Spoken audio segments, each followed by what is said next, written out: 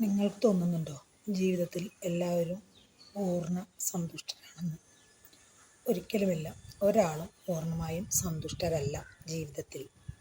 അതങ്ങനെയാണ്. വലിയ വീടോ വലിയ കാറോ ധാരാളം ധനമോ സമ്പാദ്യങ്ങളോ സൗകര്യങ്ങളോ ഒക്കെ ഉണ്ടെങ്കിലും മനുഷ്യൻ ഏതെങ്കിലും ഒരു തരത്തിൽ ദുഃഖിതരായിരിക്കും. അത് പലർക്കും പലതരത്തിലായിരിക്കും ദുഃഖം. ചിലർക്ക് വലിയ വീടുണ്ടെങ്കിൽ ആ വീട്ടിൽ താമസിക്കാനുള്ള ഉള്ള ഒരു യോഗം ഉണ്ടാവില്ല. ചിലർക്ക് എല്ലാ സൗകര്യങ്ങളും ഉണ്ടെങ്കിലും ഒരു നമ്മുടെ വംശം നിലനിർത്തുവാൻ വേണ്ടിയിട്ട് ഒരു കുട്ടി, മക്കൾക്ക് കുട്ടിയെ കണ്ട് സന്തോഷിക്കുക, അങ്ങനെ.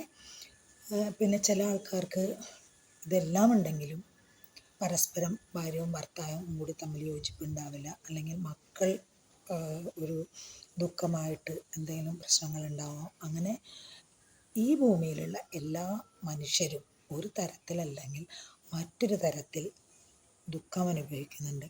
സുഖം മാത്രമായിട്ടോ ദുഃഖം മാത്രമായിട്ടോ ആർക്കും കിട്ടുന്നില്ല, അത് ഉറപ്പാണ്. പിന്നെ അതുപോലെ തന്നെ നമ്മൾ പരമാവധി ഒരാളെയും വിഷമിപ്പിക്കാതെയും സങ്കടപ്പെടുത്താതെയും നോക്കിയാൽ നമുക്കും അതുപോലെയുള്ള അനുഭവങ്ങൾ വരും എന്നാണ് എൻ്റെ അനുഭവം എനിക്ക് തന്നിരിക്കുന്നത്. നമ്മളൊരാളെ വേദനിപ്പിക്കുകയോ തമാശ രൂപത്തിലാണെങ്കിൽ പോലും മറ്റൊരാളുടെ മനസ്സ് വേദനിപ്പിക്കുകയാണെങ്കിൽ നമുക്ക് അതിന് അതിൻ്റേതായ ചെറിയ രീതിയിലുള്ള എന്തെങ്കിലും ഒരു അനുഭവം ദൈവത്തിൻ്റെ ഭാഗത്തുനിന്ന് കിട്ടും.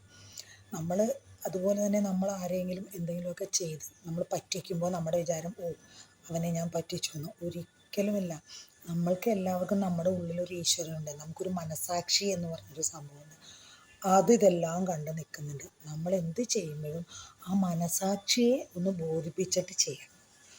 അത് ഒരു നല്ല കാര്യമാണ്. മനസാക്ഷിയെ ബോധിപ്പിച്ചാൽ അപ്പോൾ നമുക്ക് നല്ല കാര്യങ്ങൾ ചെയ്യാനേ തോന്നുള്ളൂ. അങ്ങനെ നമ്മൾ നല്ല കാര്യങ്ങൾ ചെയ്യുമ്പോൾ ഉറപ്പായിട്ടും നമുക്ക് നല്ല ഫലം കിട്ടും. നമ്മൾ മറ്റൊരാളെ വിഷമിപ്പിക്കുകയോ വേദനിപ്പിക്കുകയോ ചെയ്യുമ്പോൾ തീർച്ചയായിട്ടും അതിൻ്റെ അനുഭവം നമ്മൾക്ക് സങ്കട രൂപത്തിൽ തന്നെ പിന്നീട് എപ്പോഴെങ്കിലും വരും എന്നുള്ളതിന് യാതൊരു സംശയവുമില്ല. ഇപ്പോൾ നമ്മളുടെ ആ ഒരു സമയം കൊണ്ട് നമ്മൾ വിജയിച്ച് നിൽക്കും, പക്ഷെ പിന്നീട് നമ്മളതിന് തിരിച്ച് അനുഭവിക്കേണ്ടി വരും എന്നുള്ളതിന് ഒരു സംശയവുമില്ല കൂട്ടുകാരെ.